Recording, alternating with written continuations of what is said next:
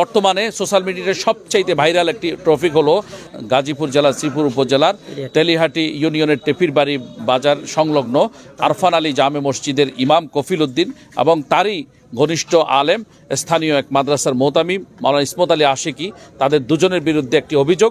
মসজিদে নারীকে হিল্লা বিয়ে করিয়ে তারা মসজিদের সিঁড়ির পাটাতনে সহবাস করে নারীকে তালাক দিয়েছেন। এই ধরনের একটি ন্যাক্কারজনক অভিযোগে তারা অভিযুক্ত। আমরা শাহজাহান জাতীয় ক্ষতি ফাউন্ডেশনের পক্ষ থেকে সরেজমিন প্রতিবেদনে এসেছি। এখানে এসে আমরা স্থানীয় মানুষের সাথে কথা বলতে চাই। আসসালামু আলাইকুম, আপনার কি নাম? আমার নাম আশরাফুল আলম। আচ্ছা, আপনি কি এই এলাকার বাসিন্দা? আমি এই এলাকার বাসিন্দা এবং কপিল হুজুরের পাশে আমার দোকান ছিল। আচ্ছা, তে আমরা 5 ওয়াক্ত নামাজ ওইখানে আমি আসার নামাজ পড়ে আসতাম। আশিকি হুজুরের কাছে সাথেও আমার পরিচয় ছিল। তো এই ধরনের তো তাদের কোনো আজও পর্যন্ত আমি দেখি না। তাদের সাথে আমি প্রায় 4 বছর ধরে উঠা বসা করতেছি এই ধরনের। আর এলাকার কপিল যখনই আমি মোবাইলে পাইছি তখন আমি কপিল হুজুরে ভাই এটা আঙ্গরে ফাঁসাইয়া দিচ্ছি। আচ্ছা, এই ধরনের ঘটনা এলাকার মানুষ আপনারা কি কখনো শুনেছেন? না, কোনো সময় ওই নারী কি আপনাদের এলাকাবাসীর কাছে বিচার চেয়েছে? কেউ চিনে না। এই নারীর চাচাতো বাসুর একজন এই এলাকায় এলাকার মানুষে জানে না, সহপাঠীরা কেউ জানে না, মসজিদ কমিটি জানে না, মুয়াজ্জিন জানে না, এক সাংবাদিকে সব জানি না বলাইছে 1 বছরের পরের ঘটনা। আচ্ছা, আপনি কি কিছু জানছেন?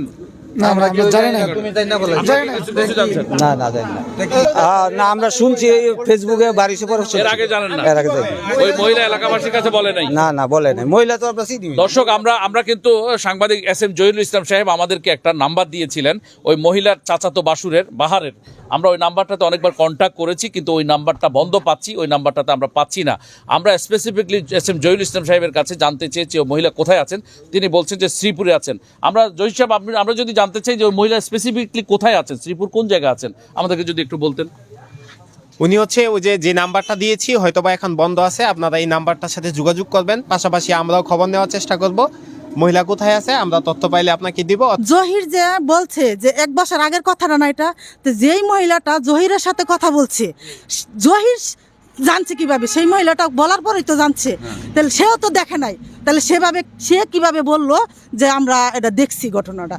কফিল এবং তার ওয়াইফ দুইজনে ন্যাশনাল একটা মাদ্রাসা করছে। তখন এই জহিরের বউ ছিল শিক্ষিকা। ওন তারে 1 নাম্বার শিক্ষিকা দিছে না দেখা তাগর লগে সেই শত্রুতা, এই শত্রুতার পরে এখন ওই আমগর ওই পাশে আরেকটা মাদ্রাসা আর ইয়া করছে। হ্যাঁ, দুইটা সাইনবোর্ড দিচ্ছে। পরে আশিকি হুজুরে আয়া 1 ঘন্টা ওয়াজ করছে। আঙ্গর মহিলারা আমরা বৈশা ওয়াজ শুনছি। শোনার পরের দিনতেও মনে হল ওই পেপারে পত্রিকা মোবাইলে খুলে দিচ্ছে। আচ্ছা, ঠিক আছে বাজান, আমি একটা প্রশ্ন করি, আপনার বয়স কত হবে? আমার বয়স 60 তো হবে। 65 বছর? হ্যাঁ। এই বৃদ্ধ বয়সে তো অবশ্যই মিথ্যা কথা বলবেন না। আমি একজন মা, আমি কোনোদিন বাজান আমি মিথ্যা কথা কইব না। জনাব কেশিয়া সাহেব, আপনি আমাদেরকে বলবেন এই যে ঘটনাটা ঘটলো, যে একজন সাংবাদিক জহিরুল তিনি বললেন, জানি না তিনি কোন পত্রিকার সাংবাদিক, তবে অনেকে দাবি করেছেন তিনি হচ্ছেন ইউটিউবার। তিনি সাংবাদিক নন, তিনি হচ্ছেন ইউটিউবে বিভিন্ন কন্টেন্ট ছেড়ে তিনি ব্যবসা করেন। আমরা তার কাছে কোনো ধরনের কোনো গ্রহণযোগ্য মিডিয়ার সংবাদ আমরা অনেকে জিজ্ঞেস করেছি, কেউ আমাদেরকে বলতে পারেনি। এই যে ইউটিউবার জহিরুল যেই ঘটনাটি সাজিয়ে তিনি প্রতিবেদনটা প্রকাশ করেছেন যে একজন নারীকে এখানে হিল্লা বিয়ের মাসালা জানতে আসার পর তাকে হিল্লা বিয়ে করে মাওলানা ইসমত আলী আশিকি তার সাথে মসজিদের পাটাতনে সহবাস করেছেন, এটা কি আপনি জানতেন আগে? না, জানতাম না আগে। আচ্ছা, এই এলাকার মানুষ কি জানতো বলে আপনার কাছে মনে হয়? না, জানতো না। জানতো না? না। আচ্ছা, কেউ জানতো না? কেউ জানতো না। কিন্তু ঘটনাটা কতদিন আগের বলে জহিরুল দাবি করেছে? আমরা শুনছি যে রমজানের 3 দিন আগে তার মানে 1 বছর। মানুষের মুখে শুনছি, মানুষের মুখে শুনছেন। কিন্তু মানুষের মুখে শুনছেন, কবে শুনছেন? এই যে এক সপ্তাহ আগে এই গেছে শুক্রবার আগে শুনেন নাই? না কোনোদিন শুনি না। যখন জহিরুল নামে যে ছেলেটা ওর যখন ভিডিওটা পাবলিশ করে তারপর থেকে আমরা জানছি, ওর ভিডিওতে যেভাবে বলছে ওভাবে আমরা জানি। আচ্ছা, ভিডিও পাবলিশ হওয়ার পরে জানছেন। আচ্ছা, আগে পরে জানি নাই। আর তো এখন আপনাদের কাছে কি মনে হচ্ছে যে এই ভিডিওটা কি আসলে কি বস্তুনিষ্ঠ হলে তো আপনারাই জানতেন আমরাই সত্য, জানতাম। আর নাকি এটা আপনাদের কাছে পরিকল্পিত মনে হচ্ছে? কেউ কি বলবেন? পরিকল্পিত মনে হচ্ছে, যেহেতু এক ধরনের এটা আমাদের কাছে ষড়যন্ত্রমূলক মনে হচ্ছে, কারণ ওনারা যেই সব কথা বলছে ভিডিওতে ওগুলার সাথে বাস্তবে কোনো মিল নাই। আমি মনে করি এটা মিথ্যা, মিথ্যা।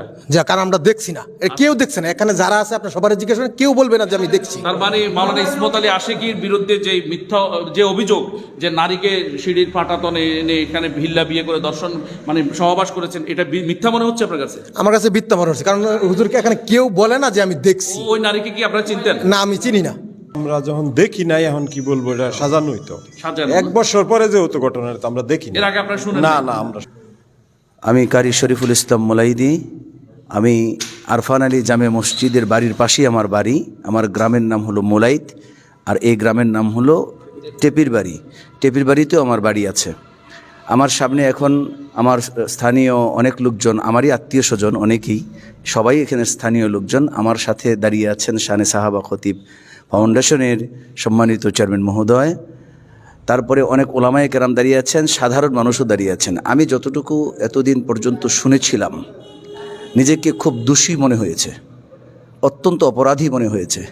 কারণ যখনই সাধারণ কিছু মানুষ আছে এমন যে নাস্তিক মোরতাদ, নাস্তিক্যবাদিতা তাদেরকে গ্রাস করে ফেলেছে, ওই সমস্ত মানুষগুলি আলেমদেরকে কলুষিত করতে চায়, আলেমদের সম্মান নিয়ে টানা হেঁচড়া করতে চায়। এই খবর যখন পেয়েছেন শানে সাহাবা খতিব ফাউন্ডেশন বাংলাদেশ, সত্যতা যাচাইয়ের জন্যে তারা সরজমিন প্রদক্ষিণ করেছেন, আমাকেও সাথে এনেছেন। আমি এতদিন যা শুনেছি আর এখন যা দেখতেছি এবং শুনতেছি, বাস্তবের সাথে, ওই ঘটনার সাথে আর বাস্তবের সাথে কোনো রকম মিল পাওয়া যাচ্ছে না। স্বেচ্ছায় এখানে সাধারণ জনগণ যারা এই মসজিদের প্রতিনিয়ত মুসল্লি, তারা প্রত্যেক দিন এখানে নামাজ পড়েন, 5 ওয়াক্ত নামাজ কালাম পড়ছেন, তারাও কিন্তু এখানে উপস্থিত হয়ে অত্যন্ত ভারাক্রান্ত হৃদয়ে তারা বলতেছিলেন যে এই ঘটনা মিথ্যা, সাজানো, নাটক, বানানো, এছাড়া অন্য কিছু নয়। এটা হচ্ছে শানে সাহাবা জাতীয় খতিব ফাউন্ডেশন সবসময় মাজলুমের পক্ষে আছে, ছিল এবং থাকবে ইনশাল্লাহ। আসলে আমরা মূলত এর পূর্বে যে ঘটনাগুলো শুনছি বা দেখছি, এগুলোর সাথে আজকে এখানে আসার পরে আমরা যা যাচাই করলাম, বা আজকের এলাকার গণ্যমান্য ব্যক্তিবর্গ যারা আছে, মুসল্লিয়ানে কেরাম যারা আছে, ওনারা যেভাবে সাক্ষী দিলেন, এই কথার দ্বারা বোঝা যায় সম্পূর্ণ মিথ্যা, বানাওয়াট, উদ্ভট একটা কথা তারা ইউটিউবের মধ্যে কী করেছে দিয়ে দিছে, এবং ওলামায়ে কেরামকে হেয় প্রতিপন্ন করার জন্য, আলেমদের ইজ্জতকে নষ্ট করার জন্য, আলেমের সম্মানকে বিনষ্ট করার জন্য এইটা বিশাল একটা চক্রান্ত বলে আমাদের কাছে মনে হচ্ছে। এবং যে মহিলাটা পরিচয় দিছে, আপনারা সকলে দেশবাসী দেখেছেন, মহিলা তার প্রেস খুলে নাই, তার নিজের নাম বলে নাই, বাপের নাম বলে নাই, বিভিন্নভাবে বলেন, এবং ঠিকানা কোনো কিছু নাই। যে কোনো একটা মহিলাকে ধরে এনে ইউটিউবের মধ্যে দেওয়া যেতে পারে, এবং সাধারণ একটা ঘটনাকে সমস্ত দেশ টিভি, বিভিন্ন টিভির মধ্যে দিয়ে আলেমদেরকে হ্যায় প্রতিপন্ন করার জন্য করেছেন।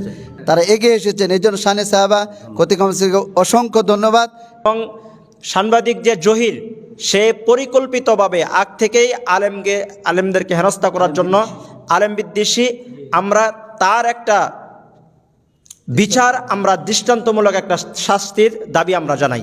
সঠিক তদন্তের মাধ্যমে যদি প্রমাণ না করতে পারে, তার দৃষ্টান্তমূলক শাস্তি আমি শানে সাহাবা জাতীয় খতিব কাউন্সিলের মাধ্যমে আমি সরকারের কাছে দৃষ্টান্তমূলক শাস্তি দাবি করছি। দর্শক, আমরা আপনাদেরকে যেটা উপসংহার হিসেবে জানাতে চাই, সাংবাদিক SM জহিরুল ইসলাম আমার পাশেই আপনারা দেখতে পাচ্ছেন, তিনি এবং তার আরেক কলিগ মুজাহিদুল ইসলাম, তিনারা দুজন মিলে নিত্য বেলা নামে একটি সংবাদপত্রে বা অনলাইন পোর্টালে তারা এই পাবলিশ করেছেন নিউজটি। বলেছেন যে ইসমত আলী আশিকি এবং কফিল ইমাম, স্থানীয় আরফান আলী মসজিদের ইমাম কফিল, তারা দুজনে মিলে হিল্লা বিয়ে পড়িয়েছেন, এবং ইসমত আলী আশিকি ওই এক নারীর সাথে তিনি শারীরিক সম্পর্কে মিলিত হয়েছেন। কিন্তু আমরা এই এলাকায় এসে যখন জনসাধারণকে জিজ্ঞেস করেছি এই ধরনের ঘটনা আপনারা কি শুনেছেন, যে ঘটনাটি SM জহিরুল ইসলামের দাবি হচ্ছে প্রায় 1 বছর আগে ঘটনা, তো এই ঘটনা 1 বছরের ভিতরে কেউ শুনেছেন কিনা, একটা মানুষও ছিলেন না যারা বলেছেন যে এই ঘটনা তারা শুনেছেন, কেউ বলতে পারবে না। ইভেন সবচেয়ে বড় আশ্চর্যের বিষয় হলো ওই অভিযোগকারী নারী তার যে বাসুরকে পরিচয় দেওয়া হয়েছে, স্পেসিফিকলি বাসুর হিসেবে পরিচয় দেওয়া হয়েছে, কিন্তু আমরা সরেজমিনে এসে জানতে পারছি এখন ওই মহিলা সরাসরি বাসুর নয়, বরং চাচাতো বাসুর হবে এরকম বলে SM জহিরুল ইসলামের দাবি। কিন্তু চাচাতো বাসুর হলেও সেই বাহার তিনি স্থানীয় এক ভাইয়ের স্যানিটারি ব্যবসায় সময় দিয়েছেন, সেখানে চাকরি করেছেন। এখানে তিনি দীর্ঘ মাস সেখানে চাকরি করার সময় ভাইয়ের দাবি হচ্ছে যে বাহার এই কথা কখনো তাকেও বলেনি। এত বড় একটা ঘটনা ঘটে গেল, সাংবাদিক জানাইতে পারলো, কিন্তু সাংবাদিক জানাইলে সবাই তো জানা থাকে যে সাংবাদিক জানানো মানে এটা ভাইরাল হয়ে যাবে, এটা সবাই জেনে যাবে। তাহলে তাদের লজ্জা, থানাকেও জানাচ্ছে না। জহিরুল ইসলাম বললেন নারীকে যে আমি থানায় যেতে বলছি, মহিলা থানায় যায় নাই। তাহলে যে মহিলা থানাকেও জানাইলেন না এবং তার বাসুর থাকা সত্ত্বেও বাসুরের যে স্যানিটারি মালিক তাকেও জানালেন না, এলাকার কাউকে জানালেন না, সরাসরি মিডিয়াতে জানালেন, যিনি লজ্জাকে এত লজ্জা পান, যিনি ঘটনাটা জানাইতে লজ্জা পাচ্ছেন থানাকে, অথবা তার বাসুরের মাধ্যমে এলাকাবাসীকে জানাইতে লজ্জা পাচ্ছেন, তিনি মিডিয়ার সামনে এসে জানাবেন, এই বিষয়ে আমাদের একটা প্রশ্ন জেগেছে, একটা রহস্যজনক কথা মনে হয়েছে আমাদের কাছে এই জায়গাটাতে। কেন তিনি থানাকেও জানালেন না, আবার তার বাসুরের যিনি মালিক আছেন এখানে তাকেও জানালেন না, এলাকার কাউকে জানালেন না?